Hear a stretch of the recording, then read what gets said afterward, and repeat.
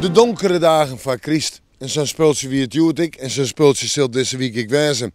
Ja, de rest van het waar, maar uit en toch eens wat ruim, wat lichter ruim, soms een kil karakter. Ik zet het op mijn richtje. Joen en vannacht. Allereerst een waskalking voor de kans op mist of dichte mist. Een waskalking van het verkeer. Verder uit en toch ruim, lichter ruim, soms wat stouwruim, maar ik flinke droege perioden. En de temperaturen 3 en 5 graden. En de wind zuid-zuidwest is er als net kracht 1, misschien op zijn hoogst een kracht 3. Meneer, beginnen we met de kans op mist en dichte mist. Maar die blijft uiteindelijk zo daar ik nog wel wat. Mooi uit een trog stouwruim, dat is dan dat waartype waar dat al je bij hebt. En de temperaturen moeten ik denk zo om bij de size of de zon graden heen. Dan de wind, die komt mooi uit verschillende richtingen, waar is er haast net. Het is nou, op een soort plekken zelfs windstil. Later komt er misschien wel wat meer wind te staan. Dan naar de nacht, 1 graad boven nul, maar mist en dichte mist. En dan zetten we terug naar het vooruitzicht. Waasje.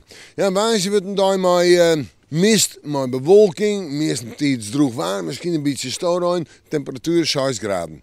4 graden op toons en vrijdag, dan wordt het wat kouder. Ik in de nacht krijgt boven 0 of om de 0 graden heen. We hebben betiden ruim, maar in de joentijden en in de nachten komen ze op weer te sneeuwen. En die weer te sneeuwen wordt in het weekend nog groter. Het wordt een kouder in het weekend. Nou, hoe dat uitpakt, we moeten morgen maar weer even in het waarschuwen.